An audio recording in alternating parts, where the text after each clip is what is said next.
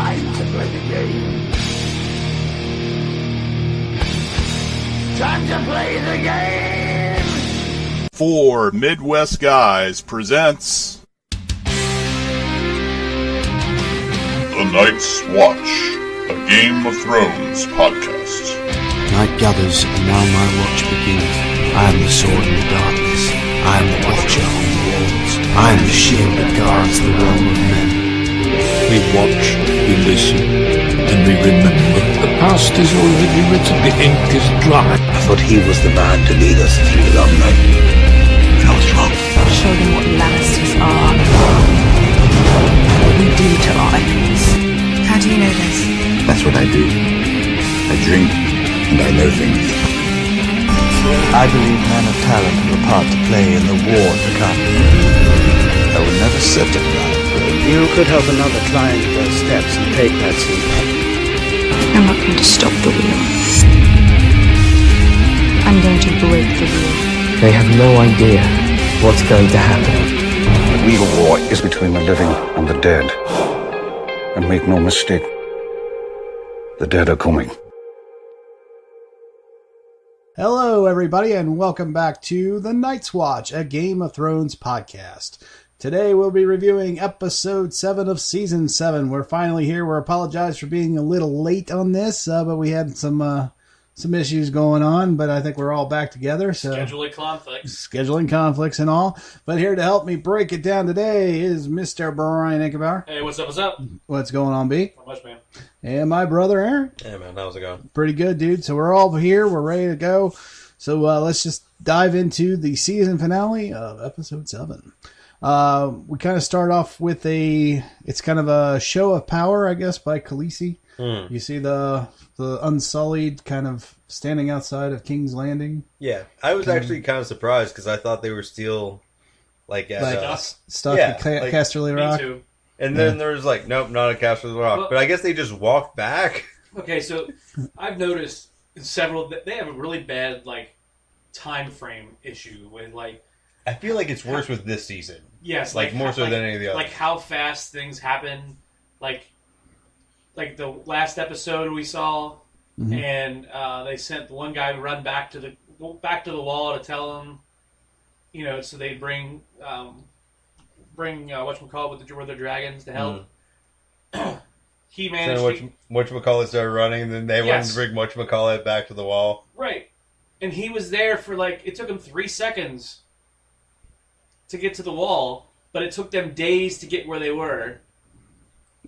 And, right. And they had to have sent the Raven with the message to get to her first. Yeah. And then she had to fly all the way back. It's not a big area, it's just the terrain makes it difficult to cross entirely. So birds move super fucking quick. Yeah, exactly. It's by the flight of...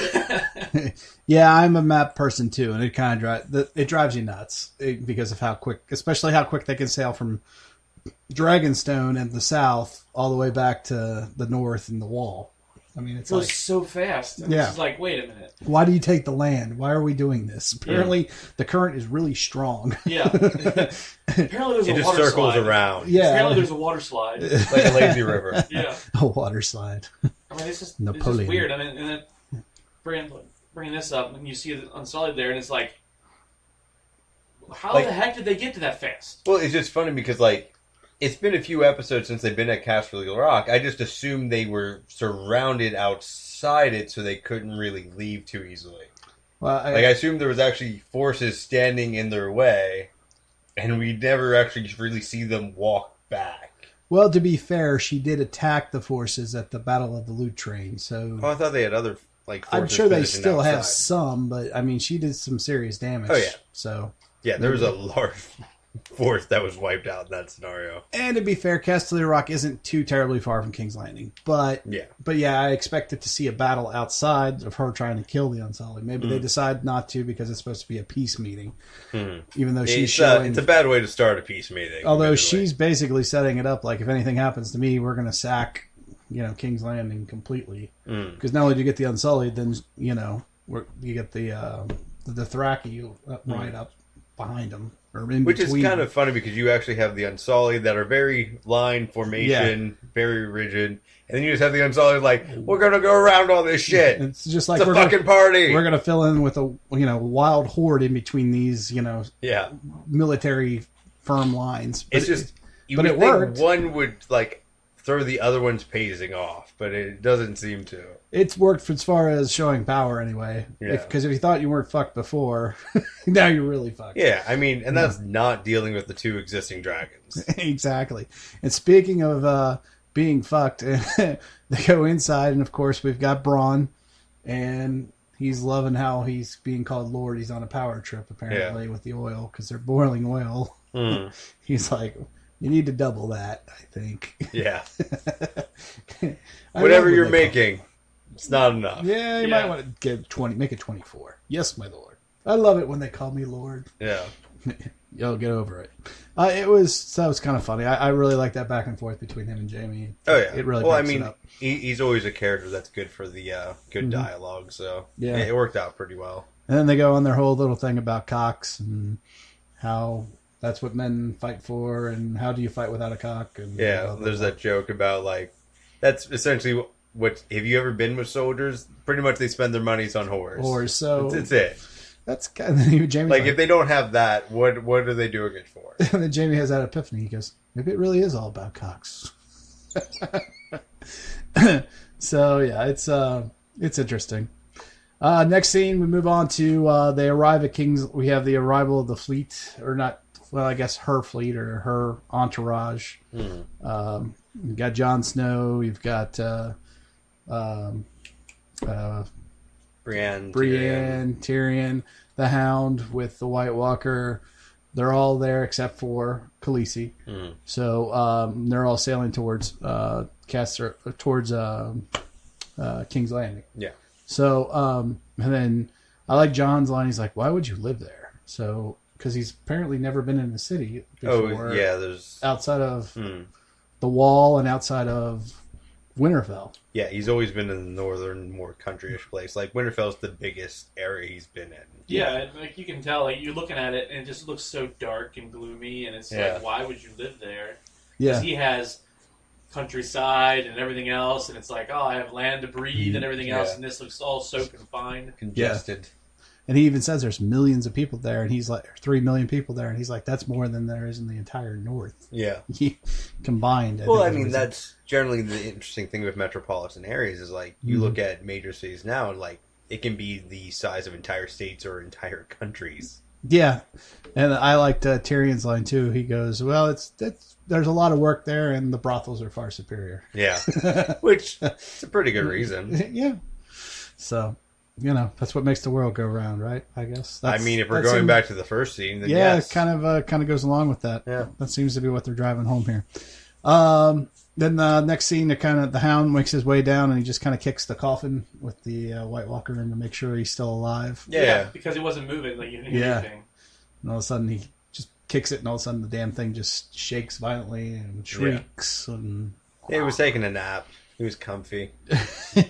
If you're a White Walker, you might be undead, but you still got to get that occasional power nap. A coffin or a box is probably you're probably at home. I would think if you're dead, even if you're the Walking Dead, I would think. I don't know. I don't know. Maybe you just got bored and just took a nap.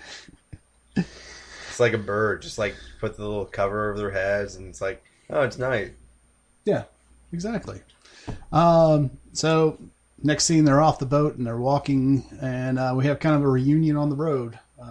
Braun kind of meets him on the road and says he's to escort him. Yeah. It's actually kind of weird we didn't get this sort of scene like a few episodes back, to be honest. Like when you have Tyrion meet with Jamie.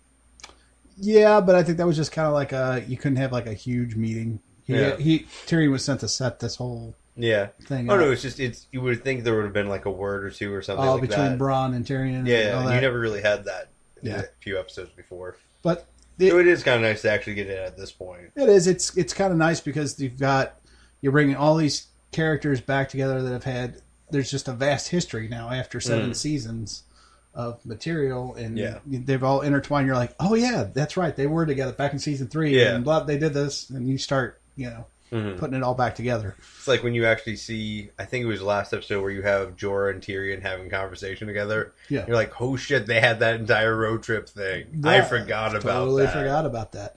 And, right off the bat, it's Tyrion and Podrick, are talking, and Bronn comes up and goes, yeah, he can suck his magic cock later. I thought it was just hilarious. Yeah. Just that's the sort of joke that just hit firm with you. Yeah, I did. I was just like, this is... It keeps breaking up with guy humor. It's what it is. It's all guy humor, right? But it was funny. Just you like the characters giving each other a lot of shit. A little shit, yeah. That's what we would do, to each other. Right. Like, how you doing? Fine. Hey, suck his cock later. Come on. I don't think I've ever said anything like that. Well, you know what I mean. It's kind of guy jabbing. Okay, Game of Thrones guy jabbing there. All right. Although next time I see you, I might say, hey, what's up, sucking my cock? Just to break up things. Yeah. Hey, cock. You want to take it to the next level, you just suck a bag of magic cocks. Yeah. That's our next t-shirt. Suck a bag of magic cocks. Brought to you by 4 Midwest Guys. Well, that doesn't sound good at all. All right. It's going to be a lot of gay porn linked with this.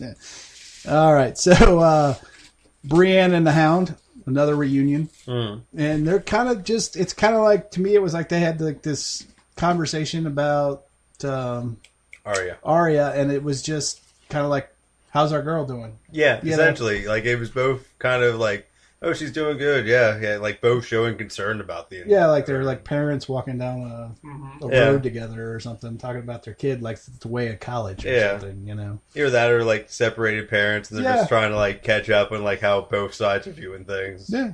No, she's doing good. He's like, well, I'm not going to get in her way, so you don't have to worry. Everything's fine. So, just good, character interaction. Yeah. Between the two, obviously. Because they were former adversaries, and now... Well, yeah. I mean, she almost killed him. They both had... The funny thing is, they both had her interest at heart, and the Hound more in a strange way than her. Hers was much more noble, but still. Yeah. So... and then the other reunion, of course, is Tyrion and Bronn, which I found was interesting that Tyrion had offered Bronn twice the money to switch sides. Yeah. At one point. And then, Bronn goes on about, well, I've delivered you into the hands of her Cersei, so... Yeah. I think it was more of one of those, friendly jabs at him that he knows he'll do stuff for money. Right. So he was like, I'll give you twice as much if you jump to our side. Exactly. And he's just, it's fun. But Bronn kind of counters him. He actually makes up a good point. He's like, the way I see it, I just delivered you to her. Who did it? Bronn of the fucking Blackwater. That's who. Yeah. You're gonna give me fucking statues. Exactly. And that's when Jerry just goes, it's good to see you again. Like, aha, It's good to know you're still the same. Still the same son of a bitch that you were. All right. So, the great meeting at the Dragon Pit. So that's our next big scene. Out of curiosity, did anyone know there was a Dragon Pit outside of King's Landing before this episode? Because I did not. I don't remember it. I remember them talking about locking up the dragons, but I don't remember there being like an actual like domed... Yeah, like I knew there was like the whole little... like thing underneath King's Landing where they had the giant dragon skulls and shit like that. Yeah. I was not aware there was an actual like fighting arena thing outside of King's Landing. Yeah, I've never seen that on the fucking map. No, it's not on the map, but I don't remember like I thought that was just locked up in a dungeon. Yeah. Kind of like it was when she was across the sea and she had done the same with the other two dragons. Yeah. I thought that's what they did. Yeah. I had no idea that they had locked them up and used them as sport. Like, threw like slaves to them or something, Yeah, it was just weird because, like, I don't ever remember that being mentioned. I'm not against it. It's not a bad addition to, like, the whole mythos of it. Right. Just don't recall it. No, it kind of caught me off, too, and it took me a while to figure out that there was once a dome over this thing to keep them inside it. Yeah. And it wasn't just like an open arena like it was now. That's what I was trying to figure out. Was like, so at first I thought it was like, oh, they're going to the Colosseum.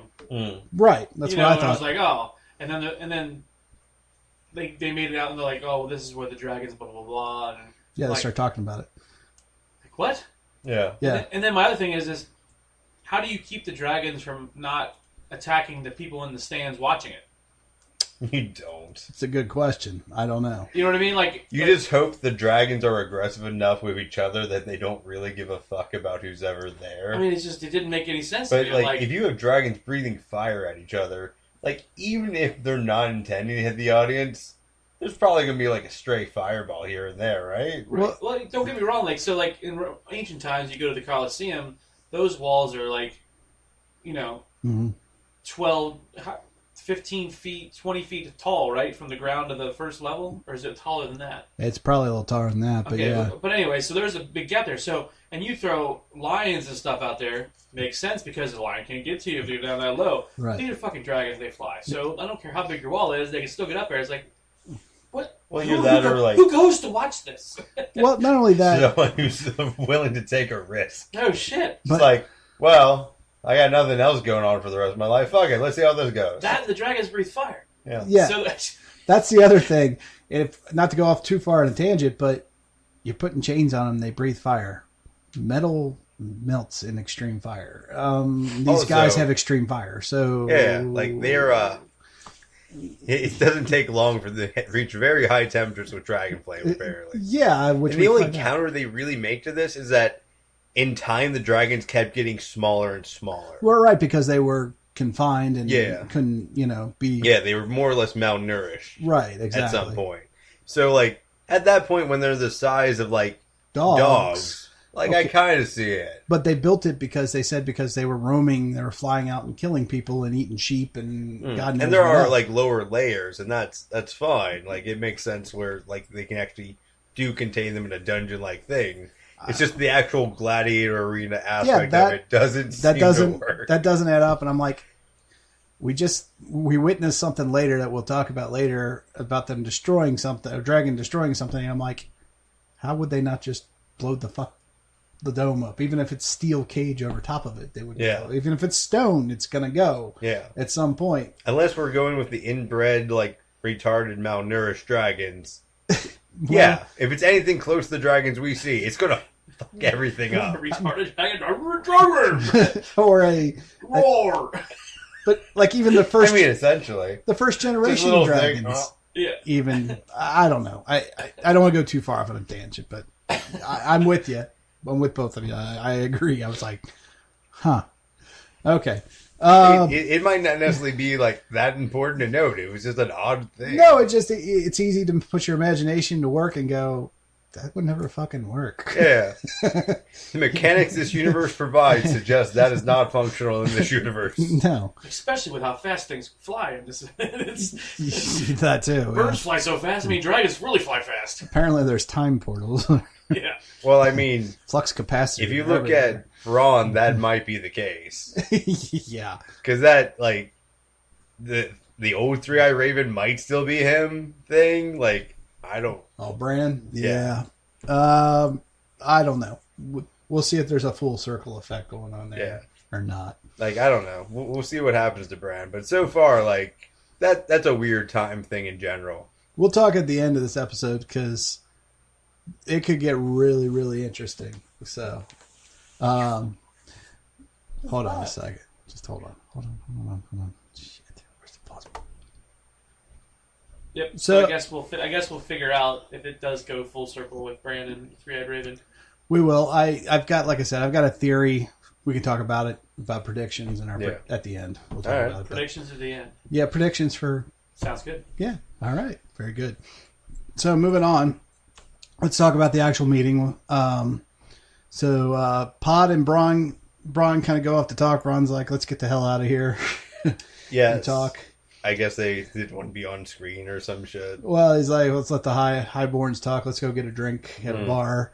And at that point, at least for a second, I thought, okay, this is where the trap is sprung. Like you think he's just going to like stab him, or he's going to go off and here comes the army to get everybody else. Trying to get him out of there. Yeah, it does definitely give that sort of like red flag, doesn't it? Yeah, it does. It red flag for me too. I was like, fuck. Yeah, I think it's supposedly there's like some issue with like some of the actors, like him and like the actress that plays Cersei or some shit.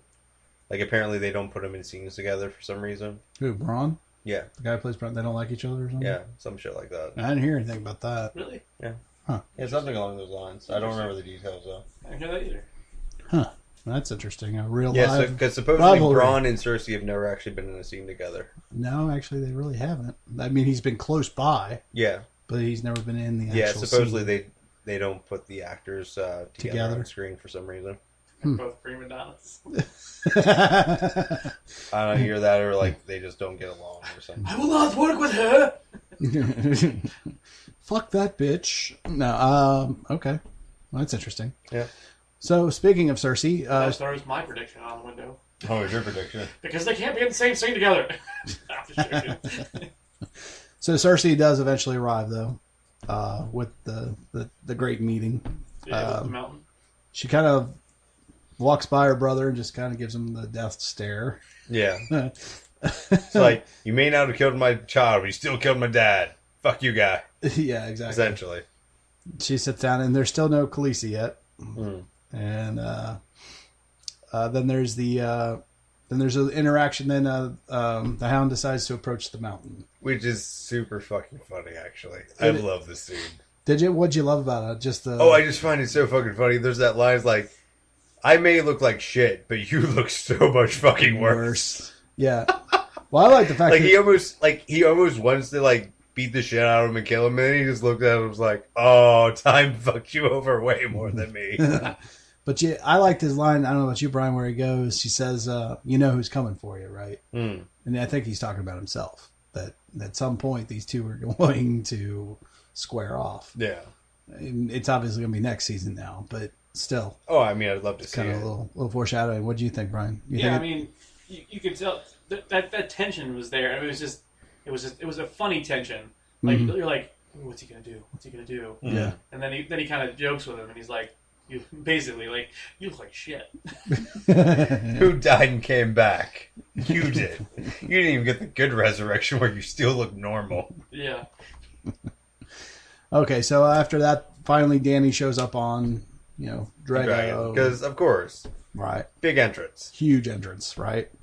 And sure enough, she lands and makes her big entrance. And then as soon as she sits down, then Euron kind of goes off on Tyrion after Tyrion stands up and goes on this whole thing about, well, you had been dead in the Ironborn Islands. And blah, blah, blah. Yeah, we throw you off cliffs, essentially. Yeah, just kind of being an ass, really. Pretty much like, you look at the beginning of like 300 where they start throwing babies off cliffs. Like, that's what he wanted. It was funny, though, because he was such an ass, even Cersei had to put him in his place, though. Well, I mean, later on that's kind of hinted at being kind of a ploy, but still, yeah, she still kind of, I won't say she doesn't stand up for her brother, but she puts the other guy. She's like, dude, sit down, shut up, or go fuck off. Yeah, pretty much. Yep. So he fucks off.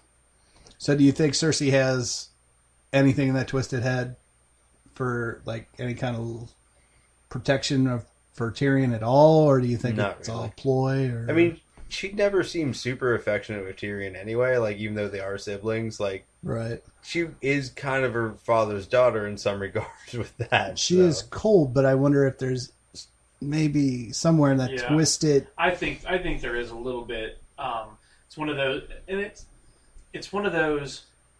He's my brother to hate and fuck with, not yours. You don't fucking touch him. Right. I'm the one that's gonna fucking touch. You know what I mean? I get to kill him now. Yeah, one of those type of things. Yeah. Yep. That's exactly what I think too. I really do. But we'll see. I don't know. We'll see if that even plays out or not. It just got me thinking about it when I watched that scene. I was like, huh. I'll be damned. She stood up for him in a roundabout way without actually doing it. I mean, she's putting him in his place, but she's keeping him from attacking. Keeping Euron from attacking Tyrion, essentially. Yeah. So I just thought it was interesting. So, and then Jon gets up and gives his big speech, basically just saying, "This is just about living." He said, "I'm not here, otherwise I wouldn't be here." This is just about survival. This isn't about who sits on the nice fucking throne. It's about which one of us gets to survive and then the dead. If we don't all work together, we're fucked. So obviously Cersei doesn't believe it. Yeah. This is all children's stories and blah, blah, blah. And I'm off. He says, "Hold my beer." Essentially, yeah. And she, but Danny says, "We offer you a truce, nothing more until we deal with this. This is all this is, just so you know. And then we'll go back to killing each other afterwards, kind of thing." And then that's when the Hound goes and gets the White Walker out, which is a pretty damn cool scene. Really. Yeah, it is. And I was surprised when they let that White Walker out, how close they let it get to Cersei. Yeah. You'd think that her... Yeah, dramatic emphasis. Well, you would think her big bad bodyguard, the Mountain, would have drawn his sword at least. He didn't even do that. He was like, he couldn't really figure out what it was. He was just taking time analyzing it. I think everybody was just taken back, even Mr. Zombie himself. Well, that was my other... I was thinking was... Maybe the fact, because he is kind of like a zombie, that he doesn't even recognize that that's a threat. That it was a threat because it's dead. She has to tell him it's a threat. Yep. She has to. He has to actually give the order. Yeah. Otherwise, he doesn't do anything. I never thought about it like that before. That's possible. Because he goes. I mean, like he'll interject. Well, not so much that she has to give the order, but that he can sense. He can sense if somebody's alive and is a threat. He can sense that, and he'll interject himself. Yeah. But it's dead. So how is the dead gonna, you know what I mean? So it just doesn't compute anymore. Right. So maybe he's very simplistic in mind now. Well, I mean, he doesn't really talk, so... Kind of gives the impression of that. Yeah. Like, I mean, I could be wrong. It might not give him the opportunity to show his intellect. I mean, he's obviously gone mutant, or at least at some point, whatever the fuck he did to him, the Maester did to him. I mean... He's got enough to work like his midbrain. I don't quite know if its higher functions are still there. Yeah, I mean, he's got the basic instinct, maybe, and that's it. That's a good point. I hadn't really thought about it from that point of view, though. So, the funny thing is, like, it got so close to her, and yet she, while freaked out about it, seems the least concerned about White Walkers after everyone else in that meeting. Because even Jaime's like, "Oh shit, yeah, fuck it, we're done with this game. We're moving on." Are you talking about? You mean Cersei? Yeah. Even after she sees it. Yeah, like the White Walker comes that close to her, and she seems in the least phased of it by the end of the episode. She looks afraid. She kind of does like a back up in her chair kind of thing because it's coming right at her. Yeah. But she doesn't have like afterwards. There's not that total fear. Yeah, you don't have what Jaime has at the end of the episode where it's, "Oh shit, yeah, this could be game over for fucking all of us. We need to fucking deal with this." And I don't know if that's just Cersei trying to maintain the queen role, the aspect of who she is and who she wants to present. Yeah, right. She doesn't want to seem vulnerable. Right. So I don't know.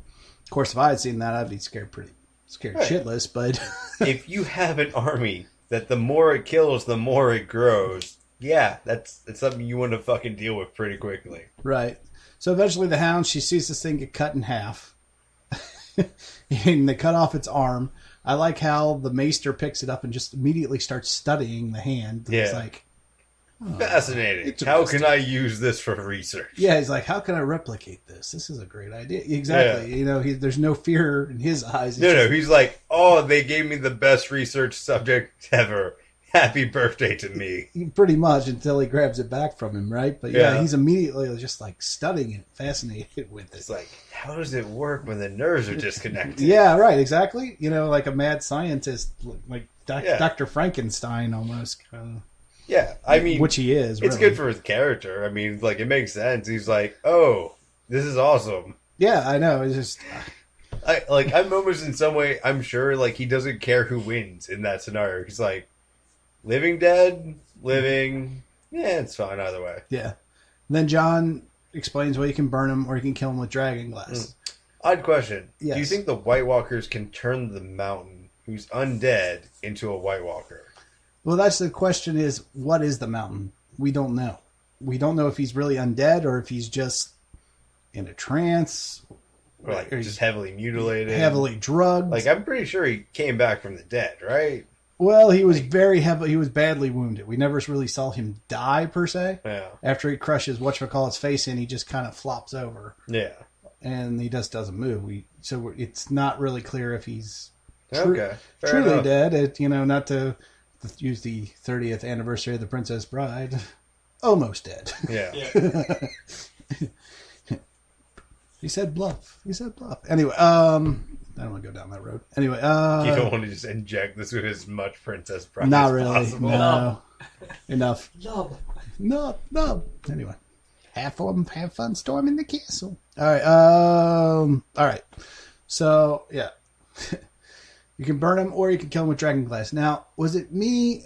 Maybe I just don't remember this right. But when Sam killed that White Walker seasons ago with dragon glass, didn't the damn thing shatter? I don't remember. Or did he just stab it like John did and it just stopped moving? I don't remember. I could have sworn it shattered when John used his Valerian steel, the same thing. I thought it was the same thing. I don't remember that, but it's possible. Maybe, I don't know. I just don't remember. I couldn't remember. I wasn't sure if you guys. Nope, I don't remember. No, I'd have to go back and watch it. Yeah, I'd have to too now. But all right, just wondering. I still have to watch the first season. Yeah. That's right. You still haven't seen season one. A bunch easier for you. Wow, you're really missing out. Okay, especially this season because they keep referencing season one. Right. That's why I don't think I need to watch it anymore. You're like, you really should. I kind of got it. I don't know what fucking happens. You really should. Anyway, well, it's going to have another season, half season thing, like this one was. Yeah. So again, John goes. This is the only one. This is the only war that matters. We must win or we become the undead. Yeah. Blah, blah, blah, essentially. And that's when Euron claims that he's going to sail away. He sees this. He actually asked if these things can swim. He says no. So he's like, well, I'm going to my fucking island. Fuck you guys. Yeah, I'm going to hang out on my island, which actually makes sense. Doesn't it? Yeah. Just like, oh yeah, well, nothing to kill here anymore. Yeah, just let him kill you. And then, I'm going to my island. I suggest you go to your ships. Yeah. I'll see you later. Cross back to the other side of the fucking sea and you just leave this place by itself. We'll just leave this continent to them and we'll see you later. Yeah. Which kind of makes sense, really. I mean, in a way. Get the fuck out. In a way it does, but... Unless they can build boats. No, but they freeze the water. That's hence the reason why that on the map, that whole section was frozen this season. Well, actually, on the edge of the wall. It's funny you said that. That was only for like a couple seasons, apparently. Because when I looked, I've been watching, and sure enough, they got it unfrozen again. So I don't know if it was an error that happened. How's it an error? I mean, like, well, you know what I mean? Like, how does that happen if it's an error? You know what I mean? Well, I don't know. Maybe they're trying to foreshadow. Maybe they're not. I don't know. They don't really talk about it. No, it's just one of those things. Sometimes they change little minor details on it that you don't really notice. Like, with the actors and actresses named in the beginning credits, like they'll have little symbols next to them. But there actually have been times where like one actress or actor will actually have different symbols depending on the season. Yeah. I don't know. The debate shall go on, I suppose. But like the Night King at least seems sentient enough to like kind of understand how to do things, make things, whatever. Yeah. So like he could just build boats. You would think. Or he could, instruct the more dumb ones to build boats. Well, if he can instruct them to pull a dragon out of the sea, with chains that just happen to miraculously appear. But that's still pissed off. That's still hang up on that. I'm like, where the fuck did these come from? Up there in the north, just they got all those fucking chains from. Yeah. So like, Euron Greyjoy thinks he's fine until he sees like the fucking giant ghost ship. It's still like the fucking Titanic with the undead. See, they weren't there first, but then they sent the Ravens to go get them. And they brought them back so fast. See, it's just that sticking point with me for this season. It's like, but you see, where the fuck did the chains come from? I don't know. There's going to be an episode in the future that explains it. Like, I want to know. Damn it, you need to explain it. Anyway. It's just, we're going to go with that. It's a post-apocalyptic thing, so there's just a lot of shit just frozen. That they happen to know where it's at. Yeah, just lots of remnants of our society. Luckily, it was still there, and some shit like that. Yeah, fuck that. I want a backstory on the chains. No, I'm kidding. All right, just want to know where they came from. There's just a giant castle in the north for the Night King. They just never bothered. Never decide to show it. Yeah, kind of like Vader's castle. They just now decide to show it in Rogue One. Yeah. Anyway, okay. So Euron says, "I'm out of here. Peace." He's like, "This terrifies me. I've seen a lot of strange shit, but this is ridiculous. This takes the fucking cake. Yeah, fuck this. I'm gone." And then finally Cersei gives in. She accepts the truce. Kind of. She says, as long as the king in the north will stay out of it between my truce, between me and Dany here, I'll accept. And then, of course, Jon, being the noble dumbass that he is, instead of lying, reveals that he's, like he did in the last episode, at the end of the last episode, that he's already pledged himself to Queen Dany there, to Khaleesi. So, and then Cersei was like, well, fuck it, I'm out. Yep. Walks out. And then I like how Brienne stops Jaime there in that whole scene. She like grabs, she's like, you need to talk to the Queen, dumbass. She's like, fuck loyalty. Fuck oaths. Yeah. Fuck everything. You see that thing? That thing was fucking terrifying. Fuck honor. This is survival. Fuck the houses. That's all out the door. And for Brienne to say that, that's a big damn deal. Yeah. When someone who comes across as the most honorable fucking character in the entire thing is like, oh shit, yeah, this is bigger than that. Fuck that. Yeah, I mean, she's the closest thing to a true knight in this whole story so far. And to hear her say, fuck all that, this is serious shit. That really drives the point home, Of course, he doesn't get that. He's like, what the fuck am I supposed to say? Yeah. And just kind of walks away. But I thought that was a good scene. Oh, yeah. Really it's a great fucking scene for Brienne. Yeah, very much so. And then, of course, Tyrion and Dany just berate Jon. Just like, it's politics. Lie. Why can't you lie? Danny's like, I really like your loyalty, but I really wish you hadn't done that. Yeah. I lost a dragon here, asshole. Wait. All you had to do was say that you were just going to hang out at your house. That's it. That's all you had to do. And you had one job. And of course, Jon goes, when people quit making their word mean nothing, then, Yeah, he is a very honorable, noble Mr. Noble, Mr. True to Heart, Mr. True North, that he is. Although maybe a little misguided at times. So eventually, of course, Tyrion goes, well, we're fucked. We're pretty much fucked here. He's not wrong. No, he's not. And they're like, well, how do we fix this? He's like, well, I guess I'll go talk to her. Hopefully I live to see you again. Yeah. She does want to kill me, in case you forgot.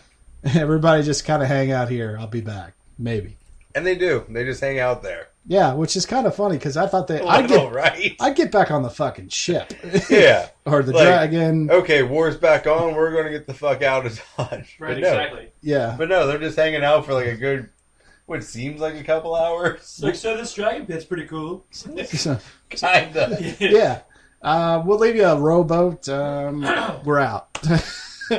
But no, we're going to stay in enemy territory in a completely isolated place where we can easily all be wiped out. Yeah.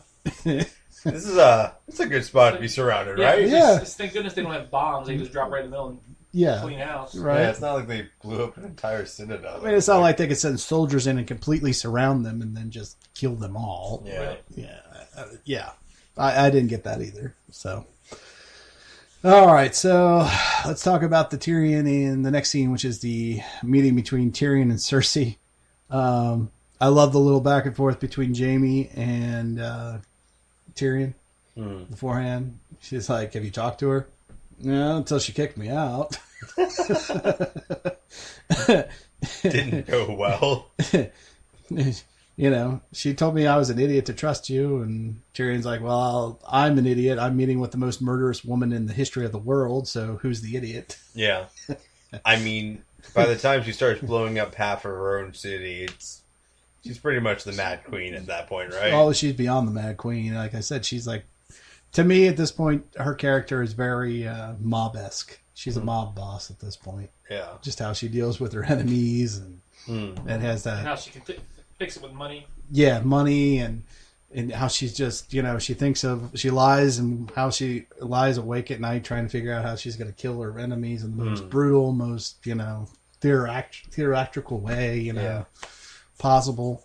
So, she's very mob-esque to me, which would make her a murderous woman. So. Yeah. And I like how him and Jaime end their conversations. Well, I guess we should say goodbye, one idiot to another then. Which, I mean, there's a lot of characters in the show where that probably applies to. Yeah. So Tyrion walks in, obviously, and they just kind of trade insults back and forth. It's very tense, obviously. And Tyrion's like, I'm trying to keep her from destroying you with fire, by the way, moron. Yeah.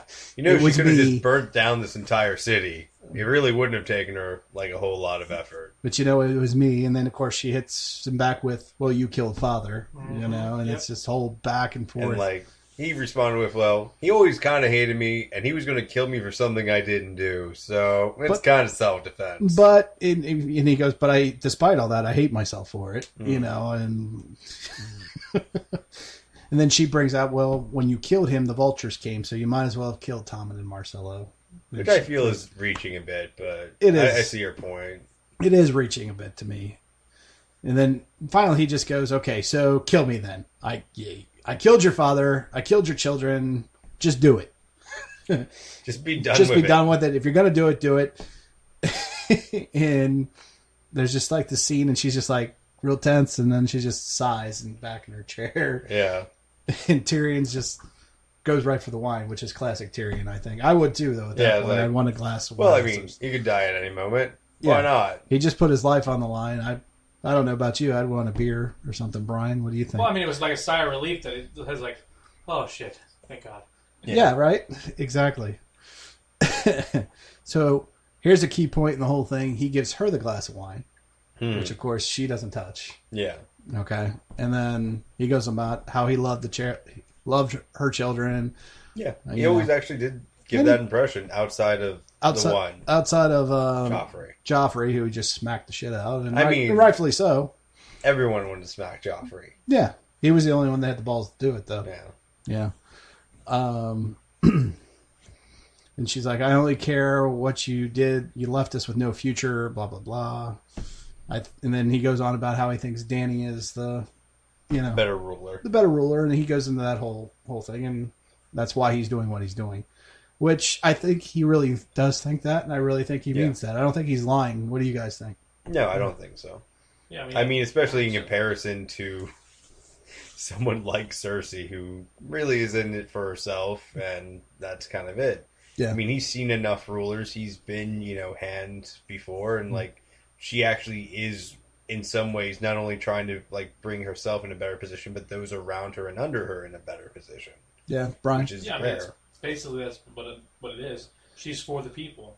Yeah. Cersei's for herself. Yeah. So, do you think it's because Tyrion is a dwarf, and because he's always been downtrodden, and that's the reason why he's more inclined and open-minded? Yeah, because I think he's seen the other side. He felt as an outcast. Yeah. And he with his family, so he saw how that was, and he's like, she doesn't see anybody as an outcast, and everybody's included, and he wants to be part of it. That's why I look at it. Okay, yeah, that's fair. It's a good explanation. But yeah, he basically, Dany make it a better place. Better world, better future with that whole thing. Yeah. And then, only cares about protecting, my family. And Dany's like, I only care about protecting my family from you and the White Walkers. And then Tyrion finally catches on, kind of, sort of. I think she leads him into it. Yeah, when she makes that statement, she says, I only care about my family. And she holds her stomach. Puts her hand on her stomach gently, like it looks like she's doing it. Because if you just do it normally, you don't think any of it. But she made a point to do it really slowly so you can watch her hand go to her stomach. And she's doing it beforehand, too, while even when he puts the drink down, she's got her hand on her stomach. So she does it twice to, and she suckers him in. I hate to say it. And only she could probably do that to Tyrion, because she's outsmarted him before. Well, that and it's almost playing on her character in the past. Yeah, sure, Cersei was a bitch, but she cared for her kid, sort of thing.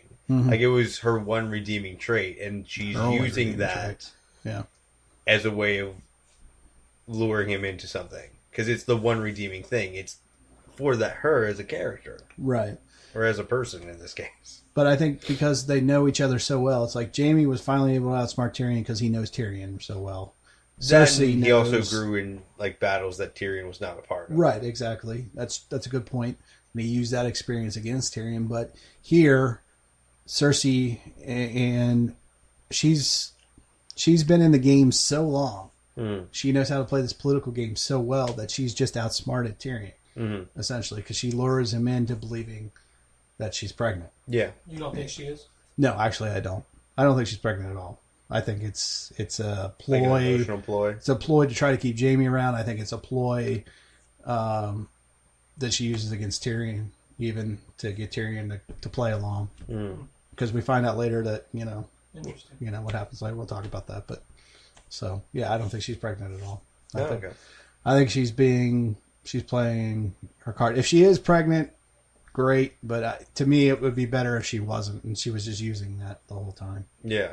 That would be a better storyline. Like, it was just like her manipulating those around. Yeah, because that's all she's got left now. She's become the mad, dark queen, and, manipulation and, killing people is now her way of life. Yeah. That's who she is now. Okay, I can kind of see it. Yeah, so to see her try to redeem herself, turn back after that, I just don't see it. Okay. So, but I don't know. I could be wrong. We'll see. But anyway. So Tyrion, you're pregnant, and that's where the scene ends. And obviously, next scene, we're back at the pit. Got a nice little scene between Jon and Dany, I guess. A little sidebar. Foreshadowing. Yeah. Jon's like, nobody's more angry about what happened to me. I like Jon. Jon is one of my favorite characters, but when he does the noble thing like that sometimes, and then it's a little mopey. Yeah, it's very mopey. He's kind of, it's like emo or something. I don't even know. Emo is probably not the right word, but I don't know. He's too good. He becomes like Clark Kent or something. Yeah. I don't know. Of course, and Danny's like, well, I respect it. Respect your wish, but I wish you hadn't, but I respect it. It's like, I see your intentions here, but it really was a shitty move. And then, Dany goes in and she kind of gives a little history. She's like, this is where my family ended. This is where we screwed up. She's like, dragons were awesome. They inspired people. They were vicious. They were angry, and we locked them away. And this was the beginning of the end for my family. Yeah, because dragons were how her family got power. Power, right? And she's like, we locked them up because she's holding like that bone that Jon finds. It's like a jawbone of a dragon or something. Yeah. And then she's like, she compared that to her own family. She's like, they grew small and weak, and so did we. And she's kind of right. I mean, they just kind of, they dwindled, right? From what we can tell from the history lessons that we get in this. Oh, yeah. Without reading the books, because I haven't read any of the books. Me neither. I'm just following the story. Have you read any of the books yet? No. Aaron? No. So yeah. So. Do you plan on reading the books? I might. I'm not. Although, if you want a history lesson, they are doing like this little mini series on YouTube. It's like shadow box animation, but they tell you kind of the story. Oh, nice. The first one's all about how they come from Volantis and why they come from Volantis, what happens to Volantis, which I didn't know. Oh, so it's a really cool little thing. If you guys haven't checked that out, by the way, it's pretty cool. So yeah, check that out. And I think the biggest line in that whole scene about her talking about her family, she goes, a dragon is not a slave. Yeah. It has to be free. It has to, It has to move around. It has to have its own volition. Right, exactly. So eventually Tyrion returns, Cersei returns to the pit. I accept your truce. No conditions. Supposedly. Right. And that's pretty much it. I mean, that's that. I mean, even in that scenario, it seems like that's not entirely true. Like, don't get me wrong, we know she's planning on double-crossing Tyrion. Yeah. But even that, it does seem like Tyrion's withholding information about that truce. And not only that, but it seemed to me, I was like, that's too easy. As soon as I saw that. I was like, even after that whole scene, what did you guys think? Brian, what did you think? Yeah, I mean... It was a very quick change. I thought it was I was like, what exactly happened in the conversation after we left them? Yeah. Between those two, to get her to flip like that fast. Right. Why just him saying that, finally realizing that she's pregnant, why would that flip her so quickly? Exactly. And then I was like, well, that's good. I said, this is going to get good. We're going to get the battle, the living versus the dead. But it just, like, something didn't sit right, like you said. Yeah. I don't know. it was just like, that's just way too easy. And obviously we find out later, which we'll get to, but I don't know. All right. Switching to Winterfell. And I love this whole thing that's going on in Winterfell, by the way. Oh yeah, you would. Yes, I would. Like, this is the one, like, loose end you wanted to see wrapped up this season. I did. I'll admit it, and I've admitted it in past podcasts. You wanted this to be way worse than how it went down. It's almost like they listened to our podcast and go, you know what, Brian, you're absolutely right. Well, we're going to do this. They did kind of record this several months before, so probably not. Well, you know, if they can move that quick on a map, maybe they got a time portal. And they just listen to our podcast only, man.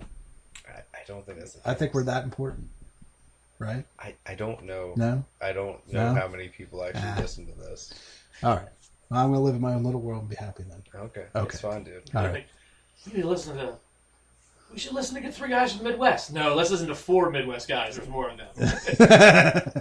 Is there? There are guys. I'm looking around and I only see 2 people besides myself. There is a podcast called Guys in the Midwest, apparently. Is it? Yeah, or Midwest Guys. But luckily we are the 4 Midwest guys. Shut up. Really? There's the Midwest guys? Yeah, they only did like 13 episodes. I found them on iTunes, of all places. I looked it up when we first started, just to make sure there wasn't another 4 Midwest guys out there. Yeah. So it was before this podcast. Yeah, they talked about nature, or a lot of the titles of the podcast were about nature. But there's a little history lesson for you, or if you guys want to check out that podcast. Wow. Don't do it, but... So be sure to go check out the gay guys from Midwest Guys. Tree huggers. So before we start a podcast war, at Winterfell, so it looks like they got the whole scene where between Sansa and you got Littlefinger. She's received the Raven's note that Jon has bent the knee. What'd you guys think about that whole dialogue, that whole scene? That between, you know, where, because you got Littlefinger, like, you know, Dany is young and unmarried, so Jon... yeah, kind of hints at, like, alliance hey, makes she's sense. Attractive, why wouldn't he kind of, you know... Yeah, trying to pit Sansa against... Oh, she definitely was. And it almost felt like he felt like that was his end. So if he got Sansa to go against Jon, then he could side with Sansa and eventually take over, like he did with their aunt. Yeah. Essentially, he's trying to repeat those themes, which we'll talk about in a little bit. But yeah, you know. By the way, they named him King of the North. They could unname him. You know, he keeps. You know, he's throwing like the seeds. He's trying to plant the seeds constantly, and of course, you know, she's like, "Well, Arya will never go along with it. She's a faceless man. Don't you know who they are?" And blah blah. You know, which really. Do people know who the faceless men are? Because, like, it seems like it's a pretty... Kind of like they talk about them in shadows. That's the feeling I get. Like an urban legend sort of thing. Yeah, that's what they are. That's what I get. But at least it's out there. Like, people... Yeah. It's like the boogeyman or something. Yeah. That's the gist I get. Anyway. But I love the whole scene where he does... I play a little game. I assume the worst to figure people out. And then he starts leading Sansa through it, the whole thing, you know. What'd you guys think about that? You know, like, it was a really good scene for Littlefinger, actually. Yeah. Like, because not only is it something where it does kind of almost fit his motivations, but it also works to his benefit in the scene, where it's like, you know, well, does that fit with what she's done? Like, you think of the worst possible thing and see if that matches the actions that you've seen so far. Exactly. So why did she come to Winterfell? Well, to kill me, of course. Why did she unearth the letter? Justification to murder me. And what does she become if she kills you? Lady of Winterfell. You know, this whole time I'm like, Sansa, don't be so fucking stupid. It gets a little heavy-handed at times, doesn't it? I'm pretty pissed off by this point in the episode. What about you, Brian? How'd you feel when you were watching this? I wasn't pissed off, but it was kind of like, really? Because like you said, you're like, she's that fucking dumb? Is she really? Yeah, after everything she's been through. Yeah. Yeah, that's what's going through my head at this point. I'm like, no, you dumb, stupid girl. You know, and that's why I'm thinking of her too. I'm not thinking of her as an adult. I'm still thinking of her as a girl. I'm like, because you think she's playing along with this whole time. You know, it's just like, stop. But luckily, before I could get more pissed off, they they switch back to Dragonstone and they start planning their approach north, I guess, or how they're going to get north and how they should go north. Yeah. John proposes, well, we should probably just sail together to White Harbor. It would be a good sign to show that we are, unified and we showed up together and present a united front to the masses. That way, everyone's on board. It'll look great. And of course, as soon as John finishes that, Jorah's like, "You should fly on a dragon." To the Northerners, there's a lot of them that fought against your father. Only one mad guy with a crossbow and might claim a little glory. Not entirely wrong. I mean, he does make a point, but there's assassination attempts. Yeah, there's always some asshole trying to make a name for himself doing stupid shit. I love that Danny just shoots him down. Poor Jorah, man, he's stuck in the friend zone, dude. Completely stuck in the friend zone. She's like, I've not come to invade the North. I've come to save the North. And looks right at John when she says, "We shall sail together." And then I love Jorah's just like pissed off, kind of like, mumbling to him, the bitch. Yeah. Oh, poor Jorah. Poor Jorah. Ever. Mr. Friendzone. All right. Next scene, Theo and John. What'd you guys think about this scene? Before we talk, just overall, what was your feelings on it, Brian? Did you like the scene? Did you not like the scene? Yeah, it was all right. Because it's the whole, go ahead. It was okay. It felt, I don't know. It just you didn't like it? No, it kind of fell out of place a little bit. You don't think Theo earned maybe what he got, like, out of the conversation, maybe? I mean, it seems like an intentional way of trying to wrap it up a little. Yeah. But it wasn't bad. I mean, it does go about their history together. It kind of goes into, trying to resolve some of the conflicts they had between each other. And it did seem John seemed a little quick on the forgiving aspect of it in some ways, but outside of that, almost felt like he was trying to make him feel more like a man again. Yeah, like it kind of like he was like trying to build him up. I just wonder if, because in my mind, I'm like, Theo hasn't gone through enough redemption shit to me to earn this from John, and it kind of bothered me. But the more I thought about it after the episode was over, I was like, I wonder if John's doing this because they're about to face the apocalypse, essentially. Yeah. And so why not forgive him and why not try to help him? There's bigger shit to deal with at that point. Right. Yeah, I can see that. And so that was my only justification, that kind of why John was so quick to forgive him. Yeah. The whole... Just like in light of everything else, just fuck it. Yeah. The lines that they were using, like, well, you always knew to do the right thing, John, even when we were kids. And, and John's like, well, I've done many things I regret. Well, not like me. And then John kind of shoots him down. He's like, oh, no, not like you. You're absolutely right. Yeah. Bastard. Asshole. Yeah, no, you fucked up heavily, guy. Yeah, fucked up heavily. But, when it comes, because he's like, I don't know whether to be a Stark or a Greyjoy. He's being real whiny again. But he goes, you betrayed Dad, and he's a part of you. He's a part of me. I can forgive you for what I can. I can't forgive you for all of it.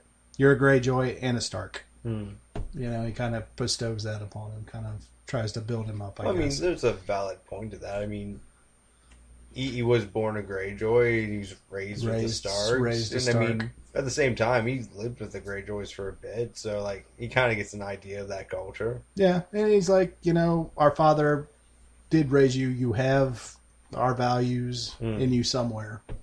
You are both. He kind of... I almost feel like he's almost knighting him some way by calling him you're both a... It's almost like... I don't know how to describe it. Not necessarily knighting him, but kind of acknowledging him. Acknowledging him, birthright, maybe. Yeah. Well, that's what I was thinking. This also is a prelude to the whole scene that comes later on, involves John. Mm-hmm. So it kind of gives you that, it's possible to be... Both. True. That's fair. That's true. That's a good point. And then, of course, the scene ends. Yara needs me. And John's like, well, why the fuck are you talking to me? Yeah, why are you still talking to me? Yeah. Go. And which he does. So the next scene, Theo regrows his balls. Kind of. It was a long scene. Luckily, it was a short one. Yeah. Basically, it's pretty self-explanatory. They challenged the guys who apparently were thinking of doing the same thing. Euron suggested finding an island and fucking off, killing people and then killing them and taking their wives. I mean, in their defense, kids. That's essentially what the Greyjoys did. I mean, it's True. an island of pirates, essentially. Right. Their motto was, "We do not sow." True. More or less, meaning they just take shit. Just take whatever we want. But Yara, he reminds him Yara took a vow never to do that again. And he's like, I was a coward. Why should you listen to me? You know, and it's just the whole fight scene takes place, and obviously Theo. I actually like the fight scene. Yeah, I did too. It was okay, but it was pretty funny though. Yeah, because he's getting his ass kicked like 90% of the time. Until he tries to knee him in the balls, which he no longer has, and all of a sudden he gets a strength from that somehow. I found it a little comical. That's what I saw. It was one of those like funny moments where like you did the uppercut, like hit him in the nards. Yeah. He's like, oh, he has no nards. Exactly. He just did the one dude's pacing off just enough to give him. Yeah, and do the guys not know that he doesn't have nuts? I guess not. Because he did that, and they all were like, oh, like it's like, oh my god, he got hit in the nuts and didn't do anything. Yeah, maybe exactly. They just assumed they just took like the cock and not left the balls. No, I think they just assumed that it never happened. Maybe Yara's not telling anybody. Yeah. Maybe she's kept it a secret the whole time. time. But it was funny because it was like that happened, and he was like, he gets like a smile on his face. Yeah, he's like, that doesn't hurt me. And then he's like, goes to her and beats shit up, and everybody's like, oh, he got kicked in the nuts and nothing happened. He's so amazing. You know what it reminded me of, Aaron? And Brian, you've seen a little bit of Dragon Ball Z. Like, you know, when all of a sudden they're blood soaked, they're getting their ass kicked, and all of a sudden they get a burst of energy or power or some shit, and they go to hit them and nothing happens. Yeah. There's like they go for that level up phase. Of level up phase. That's kind of what I was like, Theo just leveled up. Huh. Not to throw a DBZ. Like apparently, like in order to feel anything in his lower regions, he needs that just sharp kick to the groin. That's his that's his spinach, apparently. It's just like the thing where he's like, oh, that's what having a dick felt like. All right. He's like, da-da-da-da-da! Charge! But yeah, so he ends up winning the fight, and they go off to save Yara, which isn't a lot of them either. So I don't know it's how. Like 12 people. Yeah, it seemed like a lot. Unless there's more people on the ship, maybe there is. But either that, or it's just one of the things like maybe the rest of Euron's fleet is like off in the distance somewhere. Yeah. Maybe they're not actually on the island. And so, of course, they're chanting for Yara. I just thought I like that scene. It was comical. Like I said, I don't know if I felt like it was too soon for him to turn. I mean, it's not like they have a lot of time left to have his redemption moment. I mean, he's had his redemption moments on and off. He's just a flawed character. He's a very flawed character. Don't get me wrong. He at least seems like he tries at times, which is more than you'd say for lots of assholes like Littlefinger. True. I don't know. All right, let's get to my favorite scene in this whole episode. There's a lot of cool stuff that happens in this episode too, might I add. The trial at Winterfell. All right, so what'd you guys think going in? Did you think she was going to betray her sister? Yes or no? Yes, 100%. Totally. The way it was. No. I fell for this hook, line, and sinker. I did. Yeah. Yeah. Brian, you did too. Oh heck yeah. Yeah, Before I was thinking she might turn on him before the last two episodes. I was like, okay, maybe there's a chance that she'll... But no, I was convinced just like you guys after watching everything we watched, especially the previous scene at Winterfell and this where he's leading her. No, I really thought she was going to give the order to kill Arya, and Arya was just going to fucking slaughter everyone that stood in her path. Yes, yeah. I really did think that. Yeah, I did too. I was like, really? She is that stupid. Why would she do this? This is so dumb. What happened to faceless man? Yeah, thing? And then I really felt like it was like you said, it was going to be like one of those. Actually, I was going to reference the Star Wars. Okay. Rogue One, right when whatchamacallit goes, the blind guy goes out there. Oh yeah, and he just kicks the shit out of all of them. Yeah. That's what I really thought was going to happen here. Like she was like. Her hands were behind her back, and she was like, pull out some blades. If this is how you want it to go down, this is how it's going to go down. Yep. Make your ruling. She's like, And then I was expecting them all to come in, and obviously they don't all come in at once because that'd be too smart. They come in one at a time, and she just takes them all out. Yep. That's what I really thought was going to happen. And I love every sentence in the scene. I like how they build it up, like you said, and then she's like, well, just get on with it if you're going to do it. And then she just turns her head. And, how do you answer these charges, Lord Baelish? Well, yeah. And I was laughing. I flat out laughing, almost cheering at this point. And I'm like, finally! I was like, for treason against blah, blah, blah. And blah, blah, blah, blah. And this and that. And she's looking right at her the whole time. Now she goes, how do you answer these charges? Lord Baelish. Like, I was like, oh, shit. it's like the wolves have circled the snake. Yes. And he's like, oh, what? Excuse me? What? Glass of water? What? What? And I love it because he can't. He even tries. He's trying to get. He tries to get out of it. He tries to worm his way out of it. Because with every charge, he tries to make defenses for his actions. Well, sure. He's the look on his face, of course, at the beginning is priceless. That what? What? Yeah, I was expecting this to go down differently. Then he, how do you answer these charges, Lord Baelish? Arya, my sister asked you a question, and they're pressing him, and I love every second of this. The only thing I wish the actor had done maybe just a little bit more groveling, just maybe. Really, I think that would have been too much. You think so? Yeah. You think it was like okay? Maybe it was just me. Like I thought the scene actually had a really good balance of how it went down. Like all the actors really seemed like they did a really good job with it. Yeah, and I love how he goes, Lady Sansa, I'm a bit confused. What do you mean? I didn't think this was my trial, but that lady's. Yeah. You murdered my aunt Sansa. You threw her through the moon door. Do you deny it? I don't deny it. I did it to protect you. And this is where he starts squirming. I love every second because she's like, no, you did it to gain power over the Vale. You poisoned my uncle, John Arryn, and gave it to Lysa for him to poison with. And then of course he goes, well, your Aunt Lysa was kind of a disturbed, troubled woman. She said a lot of crazy shit. Which is true. Yeah, if you remember back to the earlier season, she was a crazy, crazy, crazy lady. Mm-hmm. And they keep pressing him. It's just like this great. It was if it would have been in a courtroom, that was all that was missing. Obviously, it was like their version. I feel like it was still pretty well done. Like it would have been seen the most comical if you had like a modern. It would have, but it would have worked though in a modern court scene. It was like that same like Law and Order almost, or better. I think it was better. Like you have more dramatic build up and tension.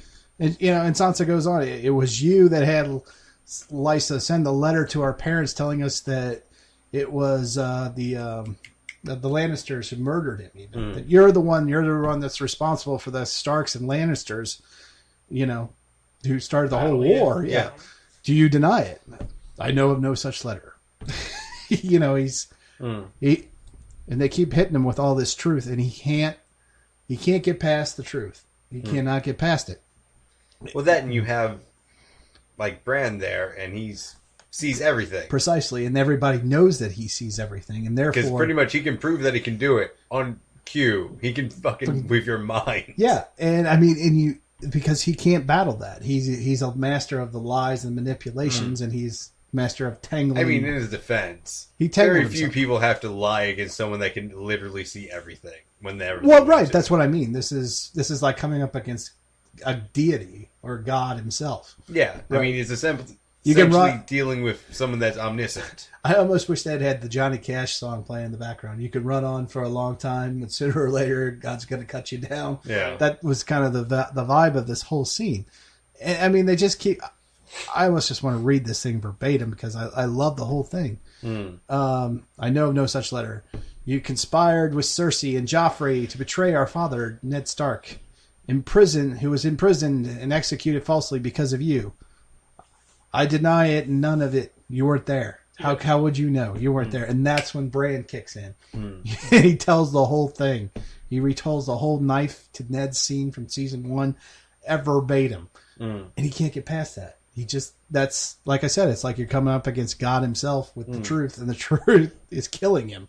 Literally. Kinda. It is. Because he was, because without that, there's actually really not a whole lot of evidence against him. He probably could get out of it. Yeah. Being who he is, because he's that smart, right?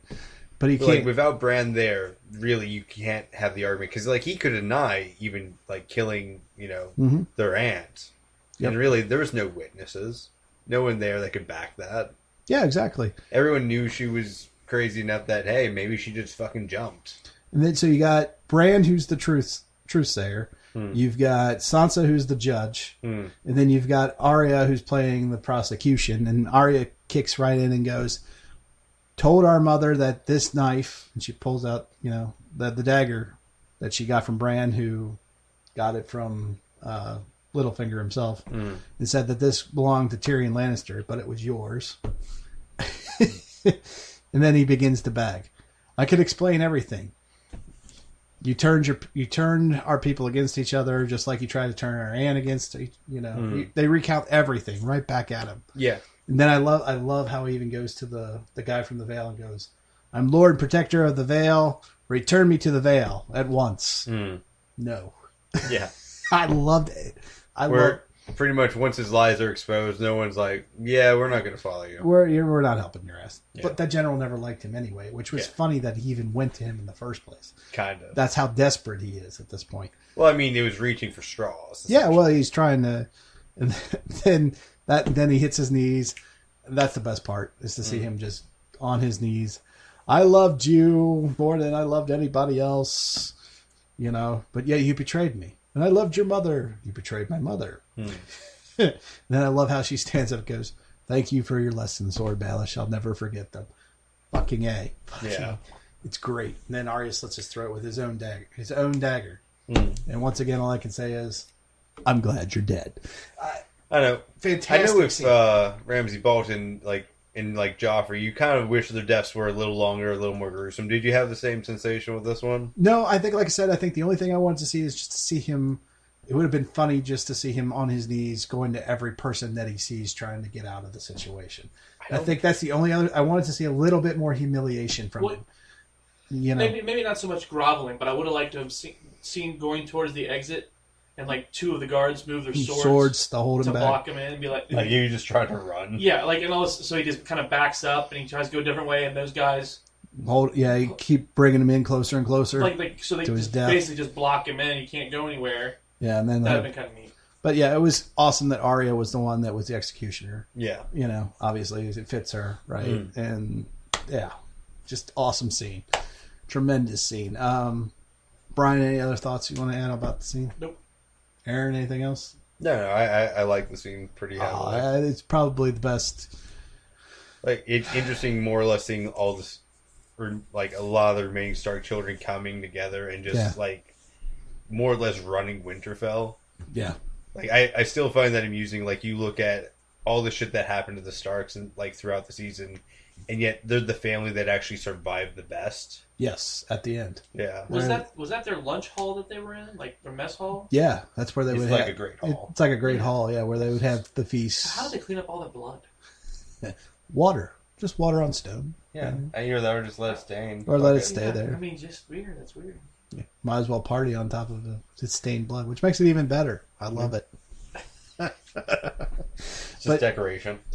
I've got to admit, I still like Ramsay's death just a little bit more. Yeah. But this is now a little more streamy. Yeah, this is probably second. So if I had to rank the top 3 deaths in Game of Thrones, you got Ramsay 1, Littlefinger 2, and then Joffrey 3. So, but anyway. All right, so next scene, the planning at King's Landing. We arrive back at King's Landing, and they're on the map that Cersei has had painted at King's Landing. Still a cool map. Very cool map, actually.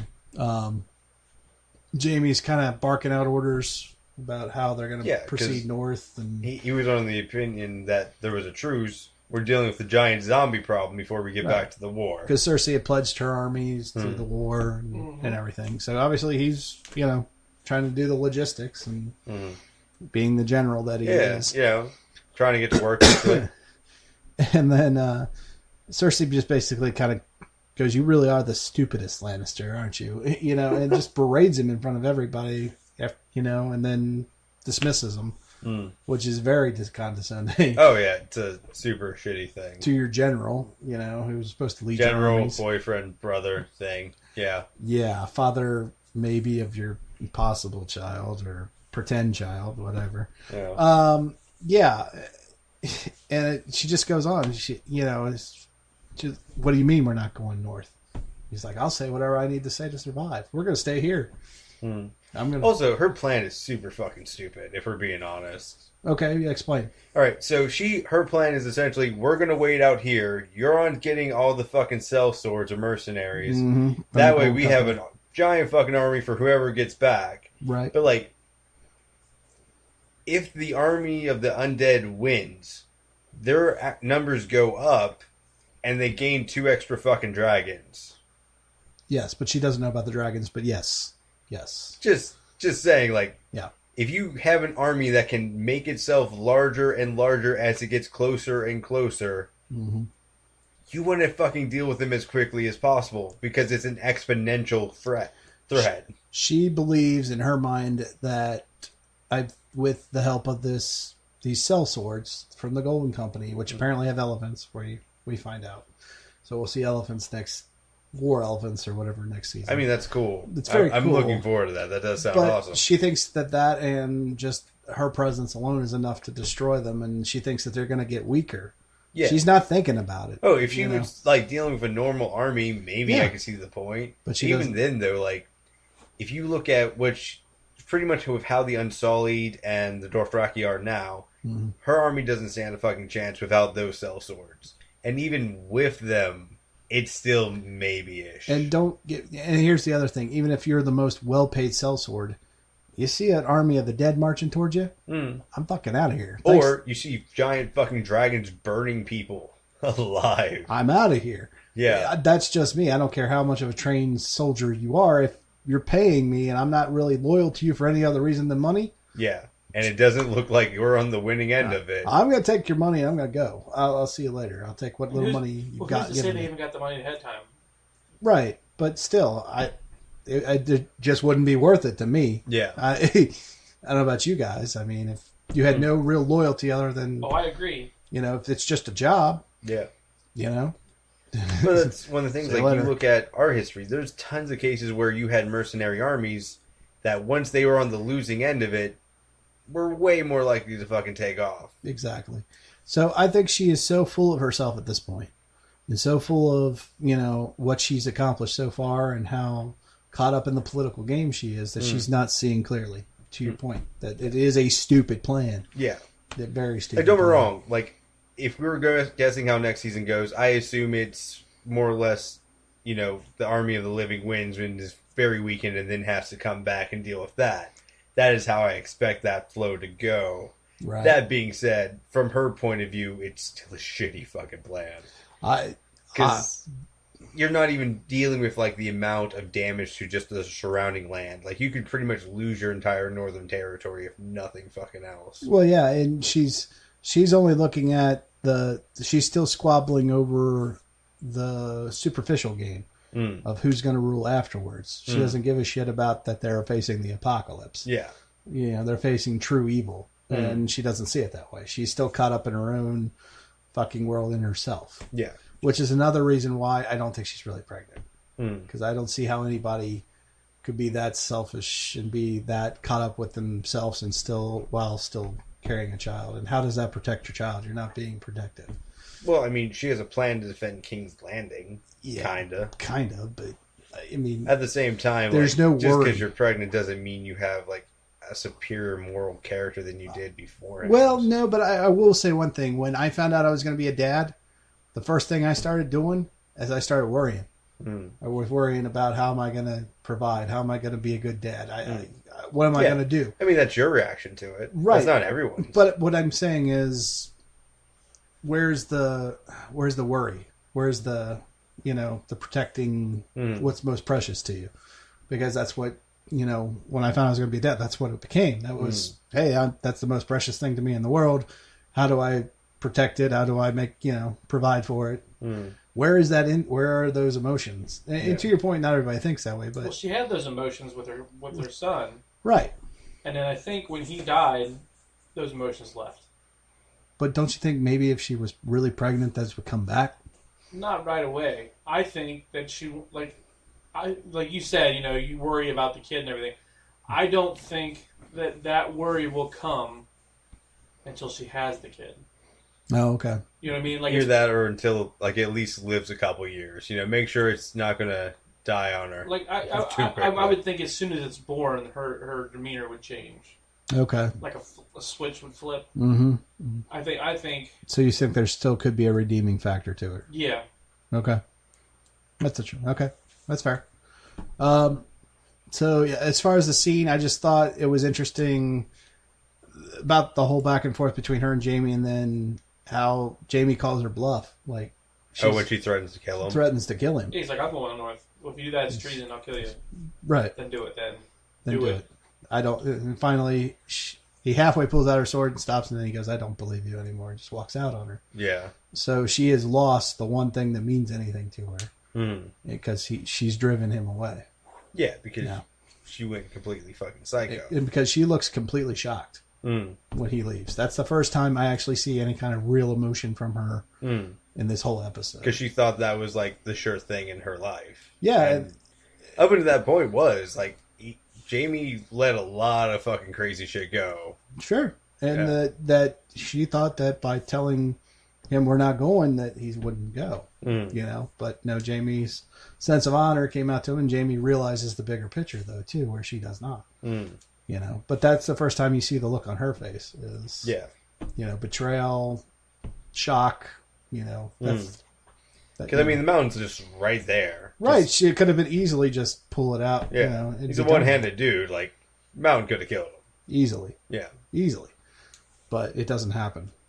And then the other part about the whole scene before it ends, you see Jamie ride off, or start riding north, or start leaving King's Landing, and as he does, it starts to snow. And, you see the snowfall on King's Landing. Yeah, it's a nice little impending doom thing of like, oh, the north, the White Walkers are coming down, sort of thing. Exactly, and I love how the snow falls on her map. Because you can see because it's the end coming for everyone. Right, exactly. Winter has come. That what Ned's been saying and what everybody's been saying for 6 seasons, 7 seasons is finally there. Right, which is funny because you think that the snow would almost unite everyone, because like if you think about, your street, your house, or whatever, when it snows. The grass, the concrete, the bush, everything looks the same. It's all covered in snow. Yep. Your green grass and my burnt grass doesn't matter anymore. Everything is snow. That's all you see is snow, so everything's unified. Yep. And that's what it kind of felt like for me anyway, or while I'm watching this, because the north was already covered in snow. Right. And now this is getting covered in snow, so now it's going to be one. It's all one. It doesn't matter. There is no more borders. Exactly. Yeah. Yeah, it's a very good point. I hadn't thought about it like that. I like that point, actually. She just hasn't seen it yet. Right. Yeah. All right, next scene. Sam arrives at Winterfell. So the most awkward form of dialogue in this entire episode. It's very fast, but it kind of has to be. No, it's just like having Sam talking with Bran is just a weird conversation. Yeah, but... Like, it's just a weird rapport sort of thing. But that's the only kind of rapport you can have with Bran now, because he's so... stoic and so Mr. But it's like weirdly the longest conversation Bran has since he's been like the three-eyed raven. Yeah, it really is, and we learn a lot here because we learn that Bran, if he doesn't know about it, he can't see it necessarily. He doesn't know what he's looking for. Yeah, exactly. Yeah. He can see everything, right? But if he doesn't know what he's looking for, then he won't see it. Then he can't find it. Which is an interesting take on his powers, because he's not. We find out he's not really he can see everything. Yes, thank you. Yep, no problem. Yeah, precisely. Well, omnipotent is all powerful. Well, in a way. This is what he's trying to say. Oh, omniscient. Yeah. Okay, omniscient. That he doesn't. He can't. He doesn't have. Well, knowledge is power, though, too. So if you know everything. Yeah. But anyway, I'm just saying if we're talking in the classical religious sense, it's a different sort of thing. Very good. Omniscient, omnipotent. We'll go with omniscient. All right. But yeah, so we do. That's the big thing. Other than the reveal, as they go back and forth with each other, that Bran thinks that Jon is not a snow but is a sand because he's a bastard born in Dorne. Yeah. because in Bastards and Dorne are called sand and snow, but in reality, Sam fills in the cracks for him and says, no, I read the Maester, or High Septon's diary. It's right there. He annulled their marriage and they were married in secret. And then, they switch right to Bran's finally seeing that whole scene. Yeah. Of Rhaegar marrying his aunt. So, which was, which makes him an official Targaryen. Yes. When we find out that Jon is indeed. And that his name is Aegon Targaryen. Which would make him, the third Aegon Targaryen? Yeah, Something well, like the first, there was an Aegon. I don't know if he's the third one, but he's definitely an Aegon. The Aegon Targaryen, the first, is the one that conquered Westeros. Well, I think, so. There was, a Targaryen child that died very early on that was called Aegon Targaryen as well. I just don't remember where that I'd have to go back and research that one. I have to Google that one. But, yeah. So, they even say so. Jon is the rightful... heir to the Iron Throne. Now, during this whole scene, there's a back and forth while they're talking. Jon walks into Dany's room on the boat and they go to town. Yeah. So it's kind of a strange scene in that aspect. Yeah, there's a lot of bit of strange scene because then you also have that bit where Tyrion's just standing in the hallway, just staring at the door. Yeah, and you never really get context for that. I get it's like that. What the fuck moment, I think, for Tyrion. It's like he's gone from one fucked up situation to another for him. At least that's what I got out of it. What'd you guys get out of that? I don't know, man. I'm just looking at that as just even during the scene, I was like, what is this? Why are you still looking at him? What is this supposed to be? Because to him, it's a bad idea. That's what I get. Yeah, what I gathered from it is that, like you said, it was a bad idea. He thinks that now Jon and Dany's focus is not going to be on providing a kingdom, a fair kingdom. Yeah. Maybe not so much providing a better kingdom or against the White Walkers or whatever. That's the goal. It's going to be more of these two together, and if these two are together and they are confiding in each other, where does that leave Tyrion? He's no longer her right-hand man. Right. Although I think he'd still be a trusted advisor because Jon likes him a lot. But still, it leaves him. He's back to being the little guy again, literally. I mean, figuratively. It's and the fact that they come to the realization that he is Aegon Targaryen while they show Jon fucking Dany on the boat. It's kind of a weird timing thing, right? Well, and that hey, that's officially your aunt. And not as you're watching, you're like, so if they're related, and he's the rightful heir and not her, right? It's going to cause problems. Yeah, a lot of problems. Yeah. So it's just like they build up this big sense of irony and foreshadowing possible future confrontation between what's going to most likely be a doomed relationship in every sense of the word. By the way, you guys are related. She's your aunt, and by the way, he's really the rightful heir to the throne. So good luck working that out. And now you're carrying his possibly kid. Because I think that's definitely where that's going to go. Because she said in her other thing that she couldn't have kids. Yeah. Because that's what the witch had said. The witch said. Yeah. And I think it was actually Drago. Drago, yeah. She always views the dragons as her children. Yeah. No. Who was the guy? Khal Drogo. Khal Drogo, yeah. Yeah, I think he wasn't able to have kids. Oh, you think it was him? I think it was him, and the witch just said it was her because she didn't want to say it was the leader, the king. It was obviously it's the girl who can't have the children. Maybe. So she's been under the assumption this whole time that she can't have kids. Yeah. So she assumes that the dragons are her kids because she can't have kids. The witch told her so. Right, and even Jon points out, do you realize you're basing that information on a witch? Exactly, FYI. And that's why I think that's what's going to happen, and they're going to be. So, do we have the possibility of two possible heirs to the kingdom? Then, if indeed Cersei is pregnant, then you have the Lannister heir to the throne, and then you have Dany and. Oh, I think so. And Jon's heir. I think that's what they'll do because I mean, you obviously... Are you essentially making an argument for a spin-off? Or yes. a continuation? Kind of That's what continuation. I think it's just going to be because we saw in the very beginning... I didn't see it, but we saw in the beginning of the Starks and the Lannisters, right? Yeah. And now we're in the next generation. Mm-hmm. So we're going to end this whole thing with the new generation. Taking over, kind of like... But they're not going to take over yet, but we're going to see that they're there in place for the battles to continue. The next part in the great epic. Mm-hmm. Yeah, it could be. That could very well be. I could see them doing that, too. What do you think, Aaron? Oh, it's definitely a possibility. I mean, there's already, several ideas for how HBO to do spin-offs of this. I've heard there's as many one of which, actually, George R. R. Martin's actually, playing a role in. Yeah, there's one. I've heard there's as many as 7 different ideas that they're floating around for spin-offs. Yeah. So, you know. So, yeah. Game of Thrones, the next generation. Oh, sorry. Wrong show. The Dragon #1. Game of Thrones in space. Why not? All right.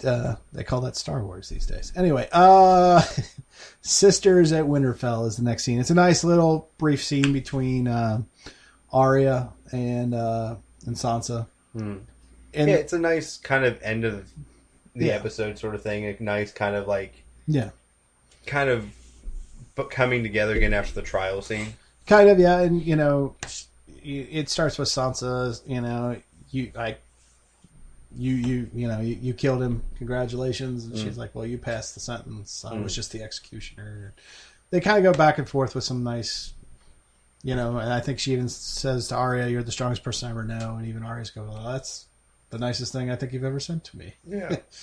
It's a nice bonding sort of moment. Yeah. And then I like the one line in the whole thing I love, though, is they go, the lone wolf dies, but the pack survives. Yeah, because it was something their dad used to say. In winter. Right. So is that also kind of foreshadowing, because Cersei now is a lone wolf down there by herself and the rest of the pack is up together? Could be. Possibly. Could very well be. Yep, good point. Again, hadn't thought about it in that aspect, that bigger picture. Mm-hmm. But it shows that, it's like you might be able to kill one of us when we're by ourselves, but if we're together, nobody can defeat us. Does that mean the one brother that died was the lone wolf? Couldn't outrun the arrow. I don't know what to think about that guy. He was a plot point, and they used they never really utilized that character particularly well. Not really. They're like, we got the other one to go full psychic, so let's just make this one emotional cue for Battle of the Bastards. Yeah, I really thought they were going to do more with him. I can't remember his first name. That's how bad it is. John, Sansa, Arya, plot point. Yeah. Plot points. Plot point Stark. Yeah. It's a shame you weren't plot armor Stark. That's John. Sorry. You gotta go. See, guys, I thought they were going to do something with him because he was saying he was seeing his dad down in the crypt. So I was like, oh, he's the guy that sees dead people. Okay. Yeah. He has some magic information from the land of the dead. Like he's going to be the one that, communicates with Ned or something strange or some weird. But, or he's a necromancer and he brings people back. Or something, But no. He brings back Lady Stoneheart. That's how he brings back his mom. Yeah, that would have been awesome. He went Full Metal Alchemist. Nope, instead, you just get an arrow in the chest, about 3 or 4 arrows, and you die. Yeah. Mm-hmm. Okay. Serpentine motion, man. That's all you had to do. All right, so let's get to the ending scene, the final scene. The wall finally falls. We kind of knew this was coming, obviously, by the end of the last episode. It starts off with just Beric and Tormund on the top of the wall. And suddenly the dead finally emerge outside the gate. And shortly thereafter, sure enough... Yeah, giant ice dragon. Well, is it... See, I don't think it is actually fire. Yeah, I think it's he has that kind of bluish sort of thing. Yeah, I think it's a blue flame. Yeah. But yeah, it was an awesome scene, obviously. Blue flame dragon with the Night King on it was pretty badass. Dragon. Yeah. I mean, it only really took 3 minutes to just destroy that entire fucking wall. If that. Yeah, it probably could have done it shorter because he just does a real quick flyby at first. Yeah. And didn't they say it was built by dragon magic? It was built by the magic of the what do they call them? The little sprites. the wall. The tree children of the forest. They helped build it with the first men or something like that. Oh, I thought it was built by dragon magic. It could have been. Maybe I don't remember hearing about that. The whole. I don't know, but they could never get past it. That there was magic that built it. And but just fire burnt the whole. Fire brought it down pretty damn quick. Right. To your point, but from a dragon. From a dragon, right? A dead dragon, but a dragon nonetheless. So I thought it was everything I thought it was going to be because we knew it was coming. Yeah, it was pretty cool. Yeah. Odd question, so I've heard some people say you can see bits of like Barrack and Torrent actually getting away from the wall, but I don't know if that's actually the case because I saw it and I didn't really notice that. All you see is them kind of get thrown kind of far back to one end of the wall. So I think they might survive, and if they did, they're on the part of the wall that's still standing because they only took a section out. Right. It looked to me like when you see in those movies where like the staircase is falling and the people jump from one side of the staircase to the other, and as they're jumping to the other side of the staircase, the other part falls. Yeah. That's what it looked like to me. Like it looked like they had jumped to the part that was still standing, and the rest of it fell. Yeah. Okay. So I think they're still alive. The other thing is, can they get to a Raven in time? But if Danny can fly all the way from Dragonstone to north of the wall, like within a day or half a day, then it's not going to take. Yeah, the Night King on a dragon can get to the next big city within an hour or two. He's got to wait for his marching army, but still, they're going to be at Winterfell. Yeah, it's the army that's really going to slow everything down. How many giants did they have? At least 3, I saw. I mean, dear Lord. Yeah, they are completely fucked. Yeah. Yeah. And when they find out they've got a dead dragon, which they still don't know about, it's going to be the apocalypse. Yeah. So I think that dead dragon's going to be cool in that you're going to have like a fucking dogfight next dragon, summer. Yeah, dragon versus dragon. Yeah, like you're going to have like the 2 dragons facing off with the dead dragon. And that's going to be pretty fucking awesome because it's going to be like an aerial battle. Now, see, I can see the one dragon going down, and I can see the lead dragon, Drago, kicking its ass because he's the strongest of the 3. Yeah. So, he may not even attack it at all. I don't know. I don't know. Like, I imagine there's going to be a fucking aerial fight. If you have dragons on both sides, wouldn't you do an aerial fight? Yeah, I would. I totally would. Are you kidding me? Yeah. Like, why wouldn't you fucking do that? Like, this is the only time, like, you're going to have an option in Game of Thrones where you have both sides with a fucking, Air Force. Of course you're going to fucking do it. It's going to be awesome. It's going to be all CGI, but it'll be awesome. Copy. All right, real quick. Predictions, gentlemen. You guys got any thoughts about what might happen next season? If we're not talking about just, like, the air battle. Other than the air battle. That's one. I do think you're probably going to see pretty much them dealing with the White Walkers in the first half of the season and then going back to reconquer King's Landing. Okay. Like, either that or in the process of, like, dealing with the White Walkers, Cersei's actually dumb enough to actually just say fucking send her army north to attack them. Okay. Which would, once again, be a fucking horrible plan, but it is possible. Okay. Brian, predictions? You have any? I think we'll get the... we will get the full circle on the whole 3-eyed Raven thing. Mm-hmm. They're gonna obviously gonna find out that he's a Targaryen. Yep. I think that we're actually gonna find out that going back in the lineage that the Night King is actually a Targaryen. Okay. Which is the reason why he can ride a dragon. Why? It's because he can control it because it's dead or whatever. Okay. I think it's because. Mm-hmm. Okay. Anything else on top of that? Okay. My prediction is a lot of shit's gonna happen. You're gonna see. I think they're gonna lose, and they're gonna fall back. They're gonna fall back to probably King's Landing, where Cersei will have her army there. What's left will go on. I think you might see they got this prophecy of this Azor on high prophecy. There's videos about the prince it on that was promised. Facebook. The prince that was promised. We keep hearing about that. I think whether it's Jon, whether it's Jaime, whether it's somebody we don't know about yet, I think you're going to see that. I think Jon's sword is part of all the swords are part of Azor's sword. Mm-hmm. So Oathkeeper, the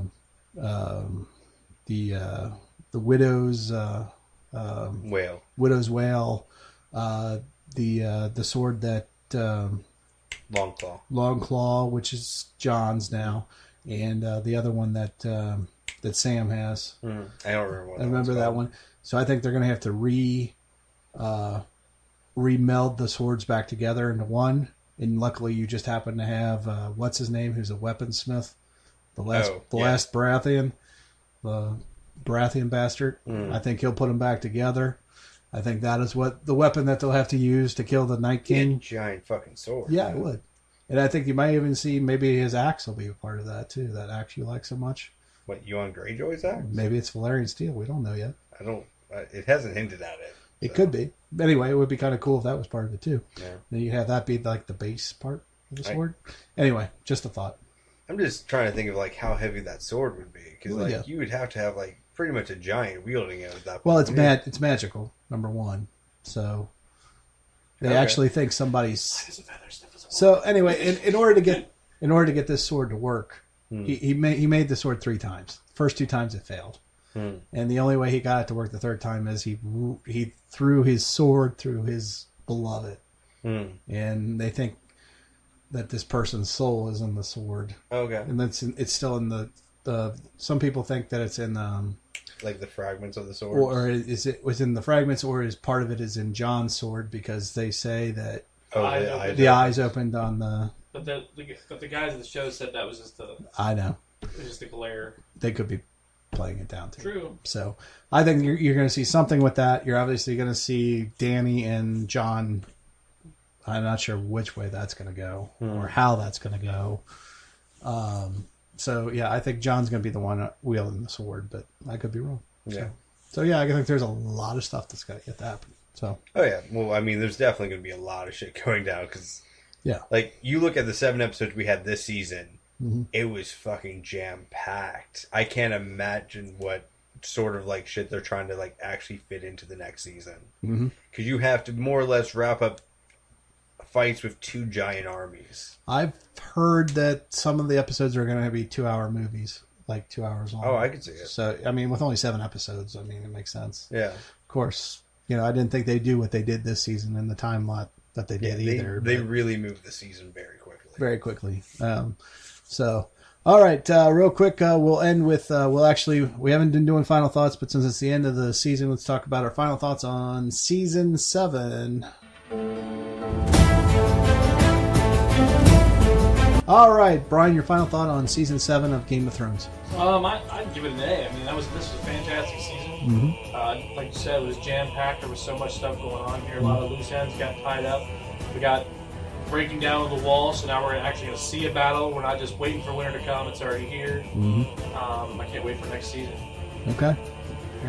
Yeah, I'd give it an A as well. I mean, this is just so jam-packed. Like, I really feel like even if there were another couple episodes to, like, kind of pace it out a bit better, it could have covered a lot of the same stuff, kind of gone to, like, added a little bit here and there. But overall, like, with the time constraints they did for this, it was just amazingly well done, and you had some amazing battles. And as I've said a couple of times before, like, you've introduced like a couple weapons here and there that are just fucking gorgeous in comparison to a lot of stuff we've had in previous seasons. Yeah. Not only do you have Euron Greyjoy's axe, you have the Baratheon Bastard's Warhammer, and just some amazing stuff that's really been added. Just like little details here and there that have really been nice additions. I will also actually give this season an A+. I agree with you. I would have liked to see it a little bit more in depth, but we're only having 7 episodes. They really made up for those other 3. We finally got to see the dragon in action against. I mean, I felt like this whole season was one giant payoff. This was like what we've been waiting for 6 years. They wrapped up so much of the season. Yeah, I mean, we got some deaths we wanted. We got some more deaths we wanted. It feels like they really put the Starks back together again as much as they could. We've seen that come full circle. We're seeing it was just a real fulfillment this season on a lot of levels, and not one episode can I say was bad. Yeah. In this entire season, so definitely an A+ for me. And actually, about just to add to your weapons thing and that sword, wouldn't it be cool if each family had to give a piece of that in order to beat the Night King? Like the 5 kings, or the 5 kings had to unite against the one Night Yes, maybe even that Warhammer was actually from his dad, and that's also the way. I mean, it's a bit Voltron-y, but I see where you're going. I was going to say. But it represents uniting. You have to be united in order to. You have to unite against the greater evil. Yeah, kind of thing. But yeah, this is the Voltron. Yeah. Nothing wrong with that. Anyway. All right, guys. Well, thanks.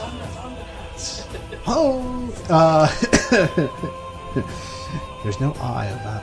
What was it? Thundera? Eye of Thundera? Is that right? Yeah, sword. Eye of Thundera. Yeah. All right. Anyway. All right. Well, thanks, Brian. Thanks for joining us. Thanks for having me, man. Absolutely. Aaron, thanks for joining us. Yeah, no problem. And this is Brian. Real quick, where can you find 4 Midwest Guys? I always forget to do this. Just go to www.the4midwestguys.com. That's the number 4 midwestguys.com. One more time, the number 4 midwestguys.com. There you can find our iTunes, our links to our Facebook, our Twitter accounts, our Podbean account. Everything's right there to like, follow, and subscribe, as well as our podcasts are there as well, all in chronological order or categorized at the top with the links. So make sure you stop by and check us out. It may be a while before we're back. I'm hearing it might be a year and a half. Yeah, it's probably going to be a while for Game of Thrones. Game of Thrones. Our other podcasts will be here all the time. Yep, so make sure you check us out. So until next time, this is B. Willie saying we will catch you later.